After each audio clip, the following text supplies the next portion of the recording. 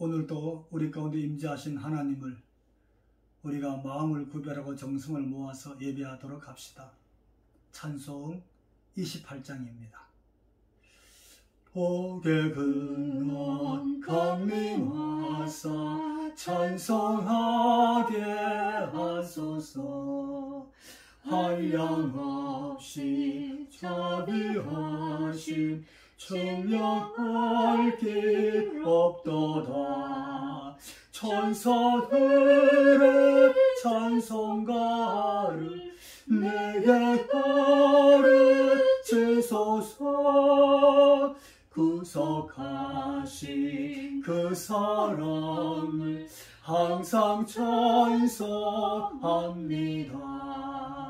주의 크신 도움받아 이때까지 왔으니 이와 같이 천국에도 이르기를 바라네. 하나님의 품을 떠나 죄에 빠진 우리를 예수 구원하시려고 보혈을 주셨네. 주의 귀한 은혜 받고 일생 빚진 자 되네. 주의 은혜 사슬되사 나를 주께 메소서. 우리 마음을 연약하여 범죄하기 쉬우니 하나님이 받으시고 천국인을 치소서. 아멘. 신앙고백을 우리 하나님께 사도신경으로 올리겠습니다. 나는 전능하신 아버지 하나님 천지의 창조주를 믿습니다. 나는 그의 유일하신 아들 우리 주 예수 그리스도를 믿습니다. 그는 성령으로 잉태되어 동정녀 마리아에게서 나시고 본디오 빌라도에게 고난을 받아 십자가에 못 박혀 죽으시고 장사된 지 사흘 만에 죽은 자 가운데서 다시 살아나셨으며 하늘에 오르시어 전능하신 아버지 하나님 우편에 앉아 계시다가 거기로부터 살아있는 자와 죽은 자를 심판하러 오십니다. 나는 성령을 믿으며 거룩한 공교회와 성도의 교제와 죄를 용서받는 것과 몸의 부활과 영생을 믿습니다. 아멘. 찬송 288장 하나님께 찬송 올립니다. 예수를 나의 구주 삼고 성령과 피로써 거듭나니 이 세상에서 내 영혼이 하늘의 영광 보리로다. 이것이 너의 간증이요 이것이 나의 찬송일세. 나 사는 동안 끊임없이 구주를 찬송하리로다.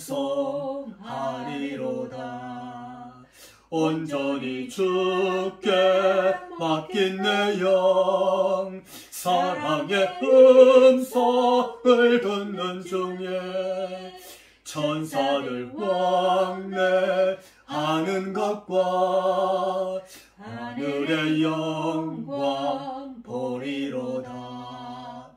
이것이 너의 간증이요 이것이 나의 찬송일세. 나 사는 동안 끊임없이 구주를 찬송하리로다. 주 안에 기쁨 누림으로 마음의 마음이 잔잔하니 세상과 나는 간 것 없고 구속한 주만 보이도다. 이것이 나의 간증이여 이것이 나의 찬송일세. 나 사는 동안 끊임없이 구주를 찬송하리로다.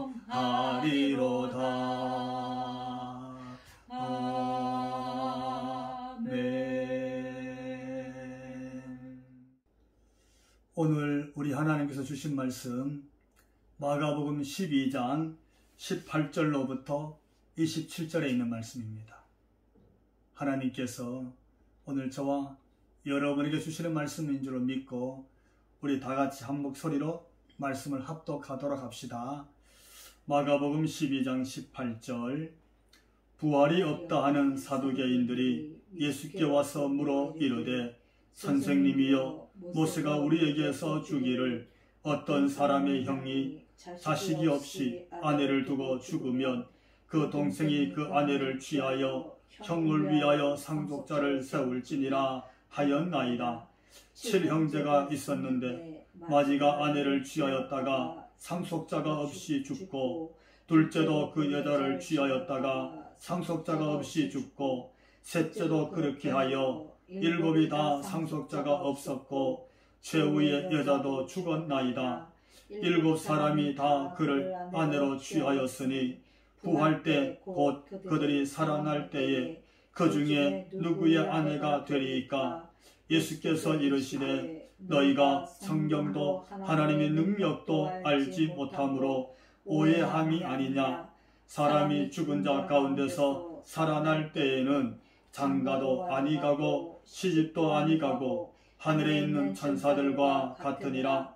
죽은 자가 살아난다는 것을 말할진대 너희가 모세의 책 중 가시나무 떨기에 관한 글을 하나님께서 모세에게 이르시되 나는 아브라함의 하나님이요 이삭의 하나님이요 야곱의 하나님이로라 하신 말씀을 읽어보지 못하였느냐.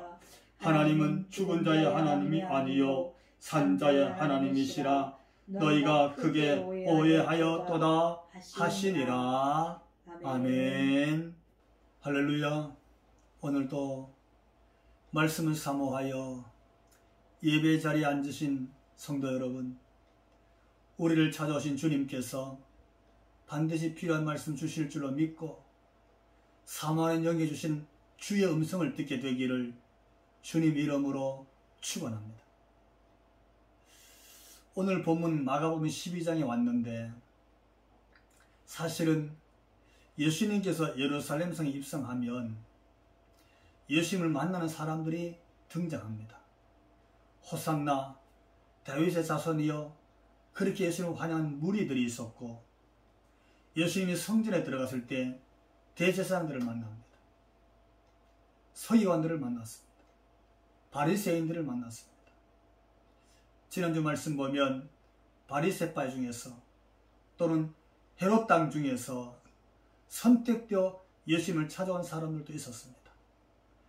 근데 그들은 다 한결같이 예수님에게 책 잡으려고 예수님의 선포된 진리가 거짓임을 밝히고 예수님을 굴복시키기 위해서 찾아왔던 사람들입니다. 근데 특히 이 마가복음은 그렇게 예수님을 찾아서 만난 사람들을 잘 소개하고 있습니다. 오늘 본문에도 그들 중에 하나인 사두개파 사람들이 예수님을 찾아왔고 그 내용을 우리에게 소개해 주고 있습니다. 만약 여러분 예수님이 오신 그 자리 그 현장에 여러분이 있었다면 여러분은 어떤 부류의 사람으로 예수님을 찾아가게 되었을까요? 아니 오늘 어떤 마음으로 예배 자리에 오셨습니까? 자신을 성찰하면서 오늘 주신 메시지를 우리가 함께 귀 기울여서 들어봅시다. 이 사두개인들은 바리새인들과는 조금 달랐습니다. 바리새인들은 비록 사람들 눈에 보이기 위한 알맹이는 다 버리고 껍데기밖에 없는 그런 바리새인들이라 정의할 만큼 구약과 율법을 지켰습니다. 율법에 매여서 전통을 정말 소중히 여겼습니다. 근데 이 사두개파 사람들은 율법을 믿습니다. 구약을 믿어요. 근데 동시에 가장 세속적인 사람들입니다. 세속주의에 빠져 있고, 어떻게 보면 그들은 제국주의적인 사람이라고 이렇게 말할 수도 있습니다. 왜? 가장 또 친로마적인 사람들입니다. 동시에 그들은 내세를 부정합니다. 천국을 믿지 않습니다. 부활을 믿지 않습니다. 영적 세계를 다 부정하는 사람들입니다. 그러니까 세속적일 수밖에 없지요. 그 사람들이 오늘 예수님을 찾아오는 거예요. 오늘 18절 말씀 우리 한번 같이 읽어볼까요? 부활이 없다는 사두개인들이 예수께 와서 물어 이르되, 사두개인들 율법을 다 믿었지만 예수님께 와서 부활 문제로 따지기 시작합니다. 부활이 없기 때문에 부활이 말씀하고 있는 예수님의 진리가, 그의 가르침이 다 거짓이라는 거예요. 허구라고 그걸 지적하는 겁니다. 그러면서 율법의 근거를 대기 시작합니다. 율법의 말씀 신명기 25장 5절 6절 말씀을 보면 이렇게 기록하고 있습니다.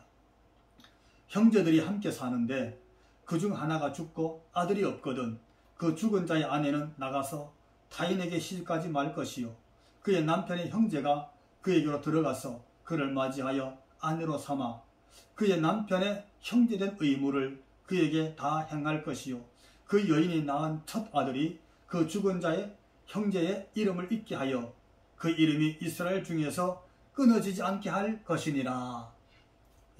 이 말씀입니다. 이를 근거로 하여서 7 형제가 있었습니다. 장자가 아내를 맞아서 결혼했는데 자식 없이 죽었습니다. 둘째가 형의 대를 잇기 위해서 아내로 맞았는데 그도 아들이 없이 죽었습니다. 셋째도 그렇게 다 7이 그 여인을 아내로 맞이하였으나 아들 하나 낳지 못하고 다 죽었고 후에 그 여인도 죽었습니다. 예수님 말씀처럼 부활이 정말 있다면 이들이 다 이후에 부활했습니다. 남편으로 맞았던 7 형제가 다 부활했고 아내로 맞았던 그 여인이 부활했습니다. 그러면 부활의 그 여인은 누구의 아내가 되어야 되느냐, 이것을 가지고 와서 예수님께 논쟁하기 시작했습니다. 어떻습니까? 율법에 따라서 가문의 대를 잇기 위한 그런 법의 제도에 의해서 그들이 결혼했다는 것은 이해가 되지만 정말 예수님 말씀처럼 부활이 있다면 그 이후에 그들은 어찌 보면 참 낭패스러운 환경을 맞이하는 겁니다. 도덕적으로 어떻게 해야 될지 선택이 기로했습니다. 어떻게 보면은 그 가문은 정말 불행할 수밖에 없을 그런 상황입니다. 아내는 하나인데 7 형제가 다 남편이라니 이를 어떻게 해결할 수 있겠습니까? 그래서 오늘 사두개인들이 예수님의 가르침이 부활의 진리가 거짓이라고, 부활은 없다는 거예요. 내세는 없다는 거예요. 천국은 없다는 겁니다. 영적인 세계는 없다라고 예수님의 가르침을 거짓으로 규정하고 있는 겁니다. 여러분, 이 본문 말씀을 놓고 우리는 어떻게 이해해야 될까요? 사실 이 결혼제도는 하나님께서 율법에 넣어주신 말씀이 맞습니다.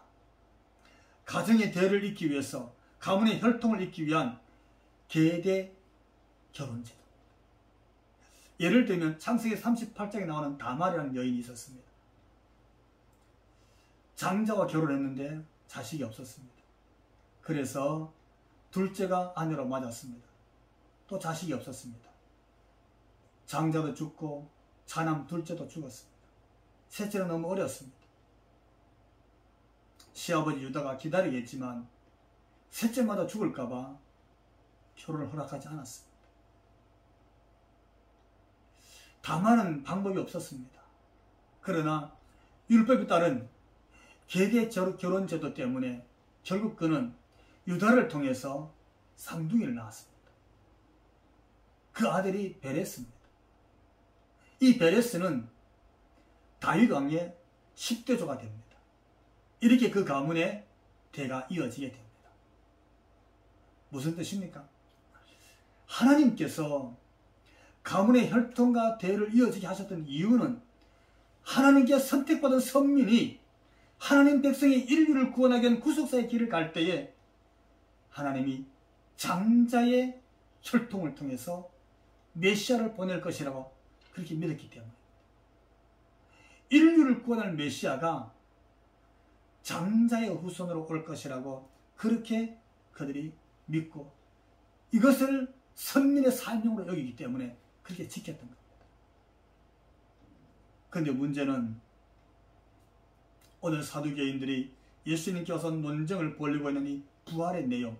그래서 부활이 있다고 하면 율법을 따라서 계대 제도를 이어온 가정은 부활 시에 파탄날 겁니다. 그렇지 않겠어요? 정말 불행한 일이 생길 거예요. 그렇다고 만약에 부활이 없다 그러면 지금까지 메시아로 믿고 따라던 예수님의 가르침이 거짓이 됩니다. 완전히 허구가 되는 거예요. 예수님의 가르침이 허구로 판명난다면 예수님은 메시아로 인정받을 수 없습니다. 그리스도가 되지 못해요. 뿐만 아니라 그는 종교재판장으로 끌려갈 겁니다. 그죠? 하나님의 율법을 하나님에 대한 신성 모독죄에 걸릴 겁니다. 어떻게 보면 예수님은 지금 부활의 논쟁 때문에 사두개인들 앞에서 진퇴양난에 정말 위기에 빠진 겁니다. 부활이 있다고 하자니 후에 그런 가문, 계대의 제도를 이었던 가문에는 기가 막힌 파탄이 일어날 것이고 없다고 하자니 메시아로서 가르친 진리가 허구가 될 것이고 여러분 이 순간 예수님께서 어떻게 말씀하십니까? 오늘 24절 같이 한번 읽어봅시다. 예수께서 이르시되 너희가 성경도 하나님의 능력도 알지 못함으로 오해함이 아니냐 이렇게 말씀하고 있습니다. 여기 성경이 뭡니까? 율법이잖아요. 구약이에요. 지금 그들이 구약을 가지고 따지는 거예요. 성경을 가지고 와서 예수님께 예수님의 가르침이 진리가 허구라고 따진 거예요. 근데 예수님이 이렇게 말씀하셨어요. 너희가 성경도 하나님의 능력도 알지 못하고 오해함이니라. 여러분 이 말씀은 굉장히 중요한 의미를 담고 있습니다. 오해함이니라. 그들은 분명히 19절에서 선생님이여 모세가 우리에게 써주시기를 모세의 율법을 가지고 그걸 근거로 해서 했는데 예수님은 그걸 가지고 이렇게 말씀 오해했다는 거예요. 여기 오해란 말의 뜻이 뭘까요? 사실 여러분 인생의 많은 불행은 오해에서 오는 겁니다. 오해. 오해만큼 더 위험한 게 있을까 싶을 정도로 오해 때문에 굉장히 많은 어려움들이 생깁니다. 성경을 어설프게 안 거예요. 모세가 기록한 말씀을 갖고 왔는데 말씀을 제대로 안 게 아니었어요. 한 조금 안다고 다 아는 것처럼 예수님께 와서 따지고 예수님의 진리를 허구로 책잡기 시작한 거예요. 어떻습니까 여러분? 우리가 조금 아는 지식, 내가 조금 성경 배웠다고, 내가 조금 성경 안다고 우리가 이렇게 오해하면서 그래서 진리를 비진리로 가고 있는 건 아닌지, 그러다가 이단에 빠지고 있는 것은 아닌지, 그러다가 우리가 영적 파탄에 이르고 있는 것 아닌지 우리 스스로를 돌아봐야 됩니다. 오해 때문에 생기는 불행이 우리 인생에도 우리 신앙 여정에도 없기를 주님 이름으로 부탁을 드립니다. 예수님은 이렇게 말씀하셨습니다. 그러면 성경이 뭐라고 말씀하고 있느냐? 그들이 오해한 성경은 뭐냐? 하나님의 능력은 뭐냐? 본문의 두 가지 주제를 우리에게 던지신 겁니다. 오늘 25절 말씀 보니까 예수님은 이렇게 말씀하십니다. 사람이 죽은 자 가운데서 살아날 때에는 장가도 아니 가고 시집도 아니 가고 하늘에 있는 천사들과 같으니라. 이건 몰랐던 거예요. 예. 지금 계대 결혼 제도 때문에 장자에게 아들이 없어 장자가 죽으면 차남이 여인을 받아 아내로 삼고 하는 결혼 제도는 잘 알고 있었어요. 그런데 죽은 자 가운데서 다시 살아날 때에 부활 시에는 장가가 없다는 거예요. 시집도 없다는 거예요. 그리고 하늘에는 천사와 같다. 이 성경의 진리를 너희가 알지 못하느냐, 이렇게 가르치는 거예요. 무슨 뜻입니까? 장가도 아니 가고 시집도 아니 간다는 말은, 이 말은요, 영생을 지녔다는 뜻입니다. 영생한 존재로 다시 태어났다는 뜻입니다. 영생하기 때문에 결혼해서 자녀를 낳을 필요가 없습니다. 그러니까 결혼이 없는 거예요. 결혼이 없으니까 연애도 없습니다. 아니, 천국 가면, 부활하면, 연애도 없어? 그러면 천국 가야 되나? 이렇게 생각하는 분이 계실는지는 모르겠습니다. 근데 중요한 건 그 다음에 나오는 말씀입니다. 그런 영적 상태에서 동시에 이렇게 말씀하십니다. 천사들과 같으니라 그랬어요. 여러분, 이 천사도 같은 이 말씀의 뜻은 육은 완전히 없어지고 온전히 영적인 존재만 있느냐? 그건 아니에요. 천사와 같다는 말은 부활 시에 우리가 완전히 새로운 상태로 재창조되듯이 거듭난다는 뜻입니다. 완전 새로운 상태예요. 상상도 못할 새로운 창조의 모습이 부활의 시에 일어난다는 겁니다. 그러니까 완전 새로운 창조는 시집가고 장가가고 자식 놓고 남편 맞이하고 아내 맞이하고 하는 그런 상태가 아니라는 거예요. 여러분, 이 일에 대해서 우리가 아직 가보지 않아서 오해하거나 이해할 수 있는데, 그래서 오늘 본문 오해하다는 말의 뜻이요, 잘 모르다 그런 뜻이 아니라 길을 잃다는 원어의 뜻입니다. 길을 잃어버리는 거예요. 성경을 오해하면 인생의 길을 잃어버리게 됩니다. 성경을 오해하게 되면 믿음의 길을 잃어버리게 됩니다. 성경을 오해하게 되면 예배의 길을 다 잃어버리게 됩니다. 그런 뜻입니다. 성경을 바로 제대로 알지 못하면 결국 인생의 모든 길을 잃는 것과 같습니다. 그러므로 오늘 26절, 너희가 모세의 책 중 가시나무 떨기에 관한 글에 하나님께서 모세에게 이르시되 나는 아브라함의 하나님이요 이삭의 하나님이요 야곱의 하나님이로라 하신 말씀을 읽어보지 못하였느냐, 이렇게 말씀하고 있습니다. 여러분, 아브라함의 하나님, 이삭의 하나님, 야곱의 하나님, 이게 무슨 뜻입니까? 이게 성경이라는 거예요. 여러분, 하나님께서 아브라함이 하나님이었다면 아브라함이 하나님으로 끝나야 됩니다. 왜 아브라함이 하나님이다? 아브라함이 죽었습니다. 이삭이 하나님이면 이삭이 하나님으로 계시다가 끝나야 됩니다. 야곱이 하나님이라면 야곱이 하나님으로 머물러야죠. 근데 그 하나님을 아브라함이 하나님이요 이삭이 하나님이요 야곱의 하나님이요 이렇게 정의하고 있습니다. 무슨 뜻입니까? 아브라함은 죽어갔지만, 이삭은 죽어 흙으로 돌아갔지만, 하나님은 현재 하나님이라는 거예요. 하나님은 살아계신 하나님이라는 거죠.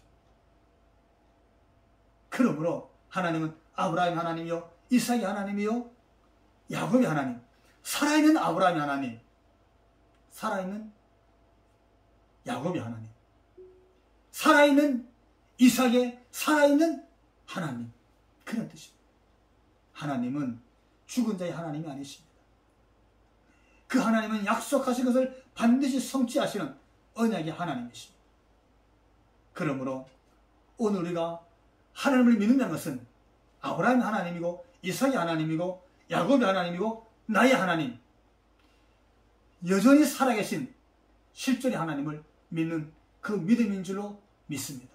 성경은 하나님을 그렇게 전하고 있고 하나님이 그렇게 살아계시기 때문에 오늘 우리가 영생하는 부활의 하나님으로 부활하여 그 하나님을 만나는 그런 은혜가 우리에게 주어져 있다고 성경이 전하고 있습니다. 여러분, 그래서 부활은 성경이 증거하고 있는, 율법이 그대로 증거하고 있는 하나님의 말씀인 줄 믿으시기 바랍니다. 두 번째로 하나님의 능력을 말하고 있습니다. 너희가 하나님의 능력을 오해했다는 거예요. 그러다 보니까 신앙의 길을 잃어버렸어. 그러다 보니까 인생의 길을 잃어버린 거예요. 그러면 하나님의 능력은 뭘까요? 오늘 하나님의 능력에 대한 말씀을 이렇게 기록하고 있습니다. 하나님의 능력에 대한 말씀은 우리가 에베소서 1장 20절에 있는 말씀 보니까 이게 소개하고 있네요. 그의 능력이 그리스도 안에서 역사하사 죽은 자들 가운데서 다시 살리시고 하늘에서 자기의 오른편에 앉히사. 이게 하나님의 능력입니다. 하나님의 능력은요, 죽은 자를 살리시는 거예요. 하나님의 능력은 살린 그를 하나님의 우편에 앉히시는 거예요. 하나님의 능력은 그도 살아계신, 영원히 살아계신 하나님이시지만 그는 죽은 자를 살리시고 부활시키는 그 능력이 하나님이심을 오늘 우리에게 소개해 주고 있습니다. 이게 왜 하나님의 능력일까요? 이건 사람의 능력이 아닙니다. 지위가 있고 권세가 있고 가진 소유가 많아도 아무리 큰 권력이 있어도 죽은 자를 살릴 수는 없습니다. 아무리 좋은 의술을 가져도 병든 사람을 치료하지 죽은 사람을 살릴 수는 없습니다. 죽은 사람을 살릴 수 있는 분, 살아계신 하나님, 능력의 하나님이신 줄로 믿습니다. 그러므로 그분이 사도행전 2장 32절 이 예수를 하나님이 살리신지라 했습니다. 하나님의 능력은 주가 장사 지낸 지 4일이나 지난 예수님을 살리셨습니다. 주와 그리스도가 되게 해주셨습니다. 이게 하나님의 능력입니다. 그리고 이렇게 말합니다. 예수께서 죽은 자 가운데 살아나심으로 인해서 부활의 첫 열매가 되셨느니라. 이 말은요, 하나님의 능력은 예수님을 살리셔서 부활의 첫 열매가 되게 하신 것처럼 그 다음에 우리 믿음의 선진들도 그리고 우리들도 그날 부활의 두 번째 열매, 세 번째 열매, 네 번째 열매, 부활의 열매들로 다 살아날 것을 약속하신 말씀입니다. 그게 하나님의 능력입니다. 사랑하는 성도 여러분, 이 하나님의 능력을 믿으시기 바랍니다. 죽은 자를 살리시는 하나님의 능력을 믿으십시오. 여러분, 이 믿음으로 살아야, 이 부활의 능력으로 살아야 세상을 이길 수 있습니다. 견딜 수 있습니다. 사망 권세도 부활의 능력이 이기게 됩니다. 오늘 우리가 예수께서 부활의 첫 열매 되심을 믿으신다면 우리에게도 부활의 영광이 반드시 일어날 줄로 믿습니다. 그래서 일찍이 사도들의 신앙 고백의 마지막 부분이 이겁니다. 뭐라고요? 우리가 몸의 부활과 영생을 믿습니다. 몸의 부활과 영생을 믿습니다. 그게 부활입니다. 그러므로 오늘 저와 여러분 이 세상 살면서 세상이 끝이 아니고 부활이 있는 줄로 믿고 부활의 신앙으로 끝까지 살아내게 되기를 주님 이름으로 축원을 드립니다. 기도하겠습니다.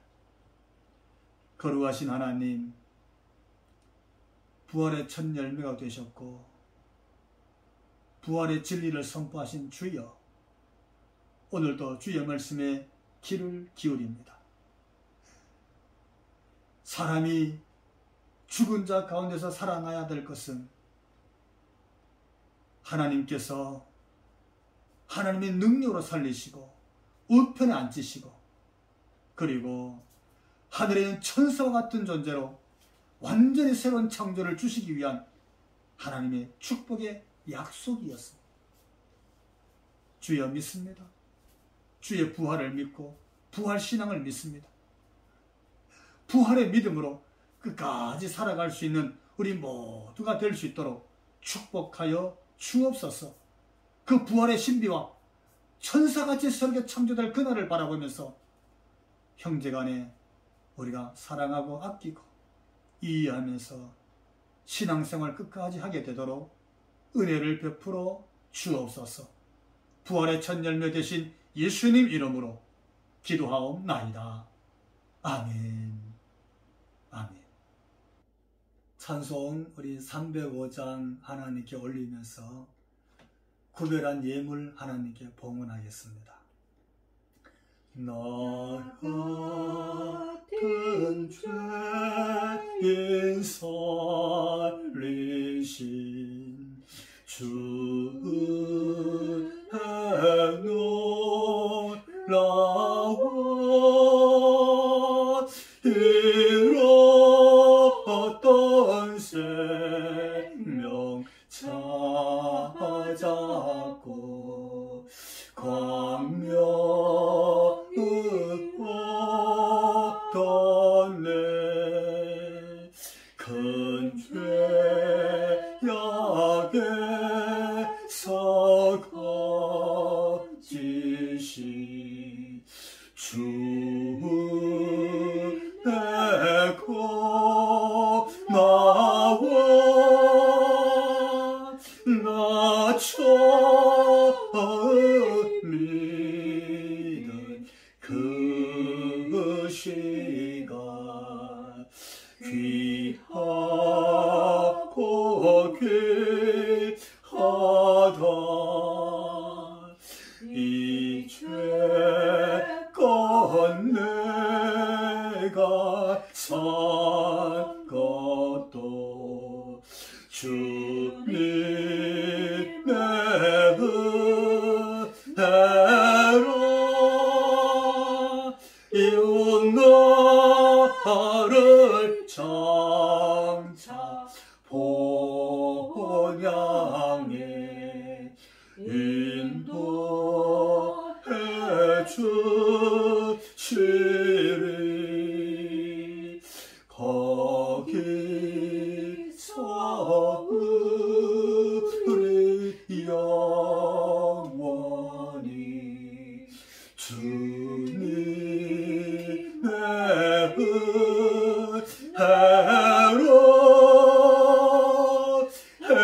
해처럼 밝게 살면서 주 찬양하리라. 아멘.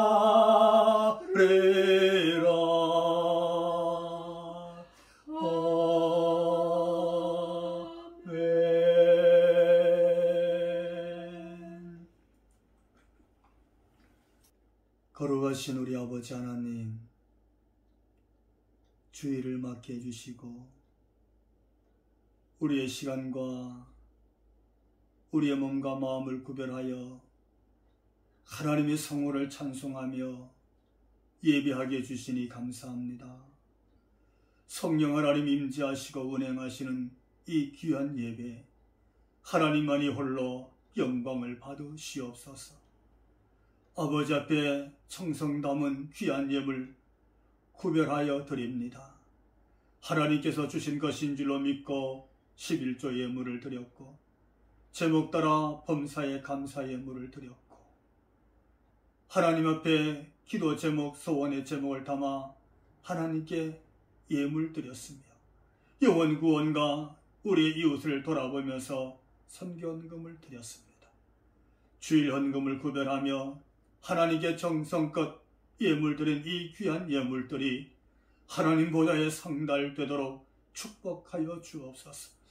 우리의 마음과 우리의 정성이 향기되어 올리워지게 하옵시고 하나님 나라의 포화처럼 쌓이게 하옵시며 이 귀한 예물 옥토에 심겨진 씨앗이 되게 해주셔서 하나님 이른 비와 늦은 비 속에서 싹이 나고 꽃이 피고 열매 맺어 수확할 때에 아버지 하나님 100배로 60배로 30배로 수확하는 하나님의 놀라운 축복을 보게 하여 주옵소서. 아버지 하나님, 저들 가정의 가정 경제를 지켜주시고 가정의 생활을 붙잡아 주시며 건강을 지켜주시고 허탄한 곳으로 물질이 새지 않도록 하나님 보호하시며 주의 영광과 가정과 자녀들과 의로운 곳에 물질을 마음껏 쓰고도 12강주리씩 남도록 하나님 복을 주시옵소서. 특별히 하나님 육신의 질곡 가운데 있는 우리의 지체들을 기억해 주시고 이 시간 예수 이름으로 명하노니 저들 몸에 있는 질병은 다 떠나갈지어다. 예수 이름으로 명하노니 질병은 뿌리째 녹아 없어지게 될지어다. 평생에서 일어나며 걷기도 하며 뛰기도 하며 두 팔 높이 들고 하나님을 찬송하게 되도록 하나님이 축복하여 주옵소서. 자녀들을 위해서 기도합니다. 저들의 앞날의 길을 열어주시고 지혜와의 명철을 주시며 하나님 나라와 이 나라와 세계 역사 속에 쓰임받을 수 있는 귀한 자녀들 다 되도록 우리의 자녀들을 하나님이 복되게 하여 주옵소서. 오늘도 하나님 총이 구하지 못한 기도 제목도 우리 하나님 때를 따라 은혜를 베푸시고 우리의 형편과 처지를 하나님이 아시는 줄로 믿사오니 하나님이여 우리를 도와주시고 우리 사랑하는 성도들을 붙잡아 주시며 가정의 평안의 은혜로 축복하여 주옵소서. 예수님 귀하신 이름으로 기도하옵나이다. 아멘. 우리 다 함께 사랑합니다 이 찬양 하나님께 올리겠습니다.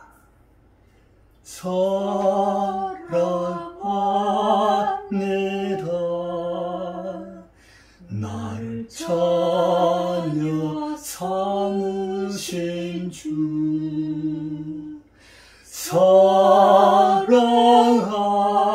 사랑합니다 날 자녀 삼으신 주 내 부르짖음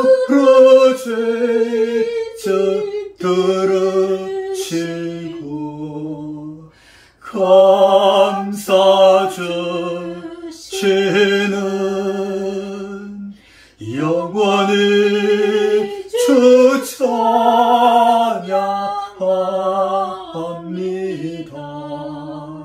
내 삶을 다해 사랑합니다. 사랑합니다. 나를 자녀 삼으신 주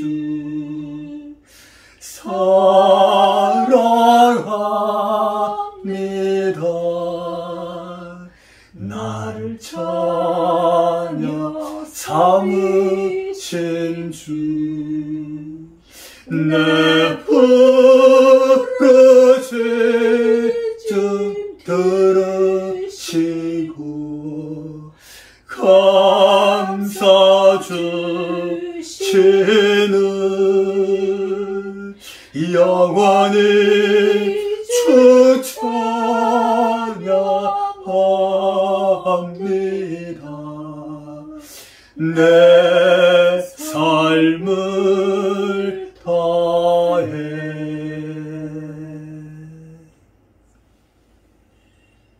이제는